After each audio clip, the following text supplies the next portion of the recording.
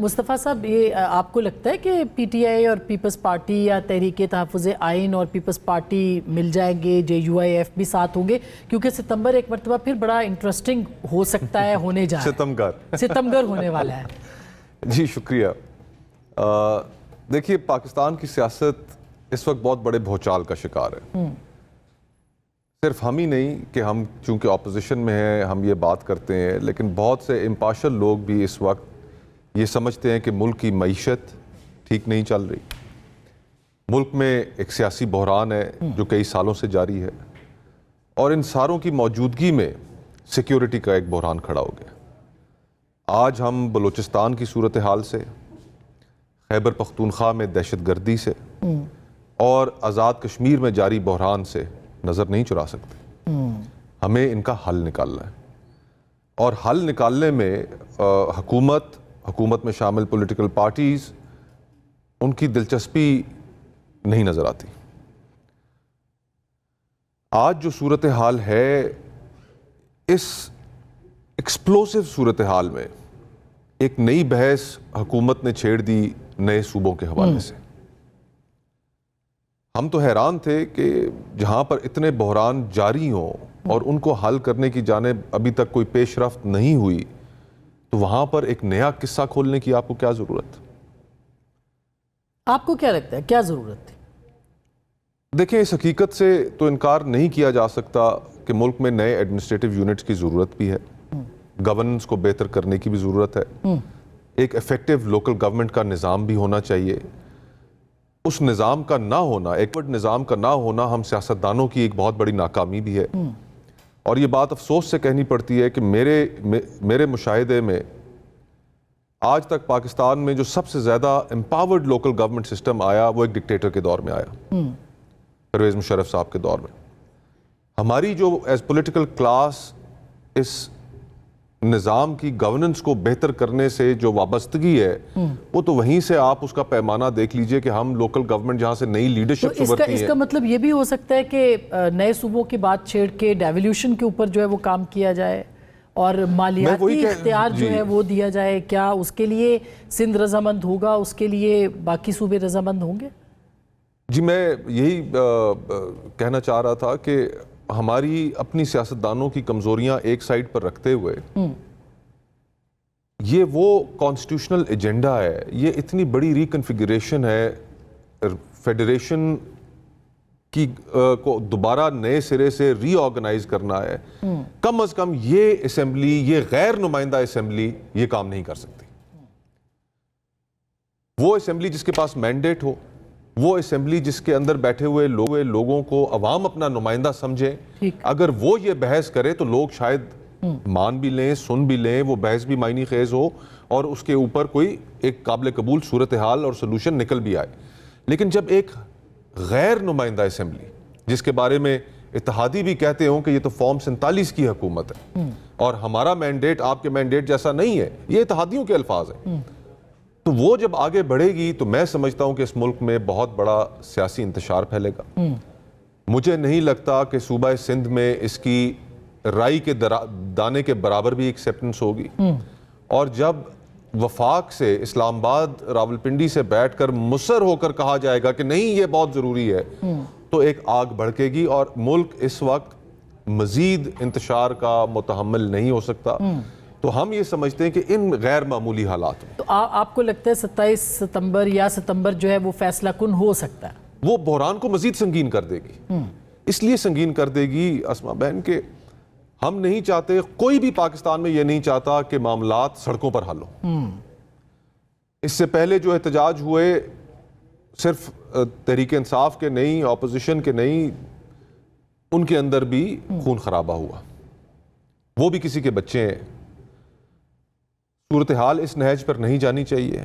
تمام سیاسی جماعتوں کو پہلے سے آپس میں بیٹھ کر ہمیں ایک نئے چارٹر آف ڈیموکریسی پر، یا ہمیں کم از کم وہ رولز طے کرنے پڑیں گے کہ جن کے اوپر عمل کر کے ہم جمہوریت کو، پارلیمان کو مضبوط کر سکیں۔ اور وہ اسی سیٹ اپ میں ہوگا، اسی پارلیمان کے اندر ہوگا، یا آپ کہہ رہے ہیں کہ نہیں اس کے لیے ایک الگ سیٹ اپ ہونا چاہیے، اسمبلی کو برخاست کرنا چاہیے، کوئی جو اچھکزئی صاحب کہتے ہیں کہ 2 سال کے لیے قومی حکومت بنا دی جائے، آپ سمجھتے ہیں کہ وہ پیرامیٹر طے ہونا چاہیے؟ دیکھیں وہ ان کی ایک تجویز ضرور ہے، اور ہم یہ بھی سمجھتے ہیں کہ نیشنل گورنمنٹ کا جو قیام ہے وہ سیاستدانوں میں پولیٹیکل کنسنسس کی صورت میں سامنے آنا چاہیے، اور اس کے بعد ایک کولنگ آف پیریڈ ہونا چاہیے، کیونکہ باقی جماعتوں کے اندر ایک شدید خوف کی کیفیت ہے کہ اگر تحریک انصاف کو فری ہینڈ دیا گیا تو الیکشن تو وہ لے جائیں گے، تو ہم کہاں رہے، ہماری سیاست کہاں گئی؟ تو ایک بیچ میں ایک ایسا پیریڈ ان کو دینا پڑے گا کہ جس کے اندر وہ اپنی سیاست کو بحال کرنے کی کوشش کر سکے، یہ اس کے پیچھے ایک سوچ ہے۔ ورنہ تو آپ کو فیصلہ جو عوام کا ہے، فری اینڈ فیئر الیکشن آپ کل کرا دیں، اور جو عوام فیصلہ کریں اس کے سامنے سر تسلیم خم کریں۔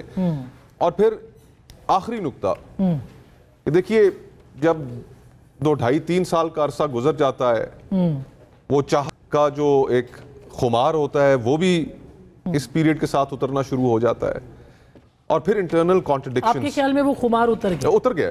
وہ بالکل اتر گیا۔ محسن نقوی صاحب کی جو تقریر تھی وہ اس خمار کے اترے ہوئے ایک حقیقت پسند آدمی کی تقریر تھی، جس نے کہا کہ یہ نظام منہدم ہو چکا ہے۔ بعد میں انہوں نے واک بیک کرنے کی کوشش کی، پریشر بہت آ گیا، لیکن بات جو کہنی تھی وہ تیر تو کمان سے نکل چکا تھا۔ تو نظام تو واقعی منہدم ہو چکا ہے، پاکستان کے لوگ کانوں کو ہاتھ لگا رہے ہیں کہ ان سے جان چکے ہیں۔ تو اس کا مطلب ہے کہ الٹی گنتی جو ہے وہ شروع ہو چکی ہے آپ کے خیال میں بھی؟ بنیادی تضادات سامنے آنا شروع ہو گئے ہیں۔ اچھا، اب دیکھیں اختلافات یا تضادات؟ تضادات۔ اچھا، اختلافات نہیں۔ پیپلز پارٹی اور نون لیگ کب تک ایک دوسرے کے ساتھ بیٹھ سکتے ہیں؟ آپ اس ملک کی سیاست سے واقف ہیں، 90 کی دہائی کی پالیٹکس سے واقف ہیں، 80 کی دہائی کی پالیٹکس سے واقف ہیں۔ یہ تو بھانمتی کا کنبہ جوڑ کر بٹھایا گیا ہے، کہیں کی اینٹ کہیں کا روڑا، کب تک انہوں نے ساتھ چلنا ہے؟